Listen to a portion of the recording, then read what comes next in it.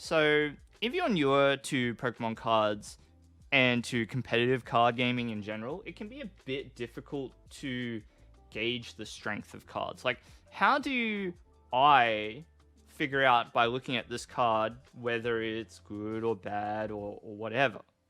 Right? How do I figure out if it's a strong card or a weak card?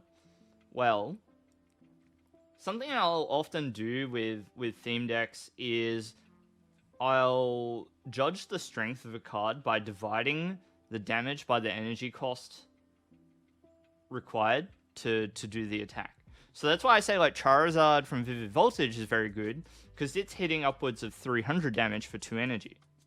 So each energy is worth like 150 damage with that calculation. Another good example would be the Galarian Obstagoon that can do 150, I believe, if your opponent has a damage counter on them. So if you can satisfy that requirement, it does 150 damage for 1 energy. So if 150 damage for 1 energy is kind of like the gold standard for how much you should want from the strength of an attack, then this Palossand is pretty weak if you're looking just at Spooky Sand. So Spooky Sand is 120 damage for 3 energy. It's not very good. Obviously, we're not looking at that attack. We're looking at a Pressing Sandstorm, which says if your opponent's active Pokemon is a basic Pokemon, it is knocked out. Okay. So let's take, for example, it's sitting next to Palkia. Right. Palkia has 130 HP. Is it worth attaching 4 energy to a Pokemon to do effectively 130 damage? Not really. Not really. What about Palkia V? If your attack was doing 220 damage, then 220 divided by 4 is something like 55. So 1 energy for 55 damage. Still not very good. So the reason why I would say that a Pressing Sandstorm is not very strong, you got to think about an effect like this as though you were just doing damage to achieve the same thing. Like, if you're using a Pressing Sandstorm to KO a Palkia V, each energy is worth about 55 damage.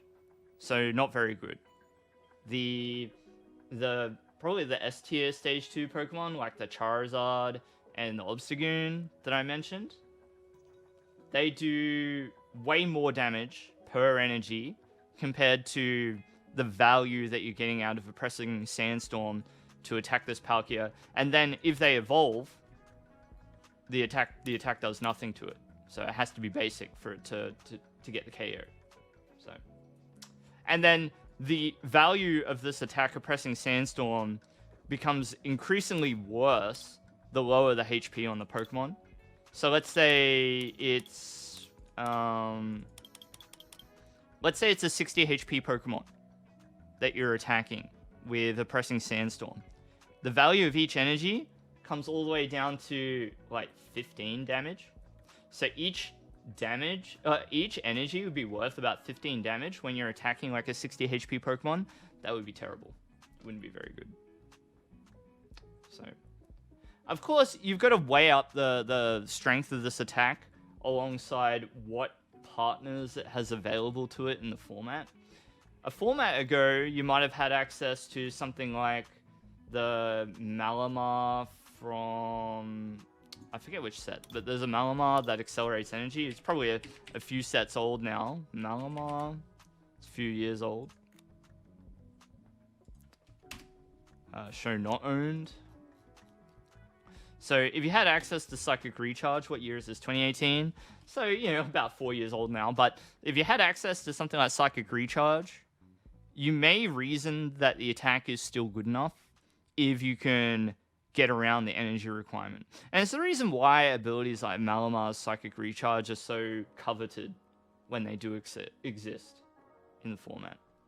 Energy acceleration has always been a very strong strategy throughout time with the card game, because they let you cheat the system a little bit, get around that damage per energy attachment rule of thumb that I just outlined. So that's why I would say that Palossand is not very good, and it's kind of a lesson in... Oh, we go see both. It's kind of a lesson in why, or in how to understand the relative strength of cards when you don't have very many ways in which to measure it. So, you know, when you see a card like Mew VMAX winning tournaments left, right, and center, or Palkia V-Star, or Arceus V-Star, or what have you, when you see those Pokemon winning left, right, and center, then it's easy to measure the strength of those decks because you just see their success. But when it's a card that nobody's sort of playing, well, for a start off, they're already fairly weak because nobody's using them. But you still need a way to judge the strength of the card to figure out whether it's worth investing time into trying to figure out what you can and can't do with it. So anyway, that's my brief lesson on how to judge relative strength of Pokemon cards. Check me out if you like videos about cards that are a little off the beaten track. I'll see you in the next live stream or video. Take care, goodbye.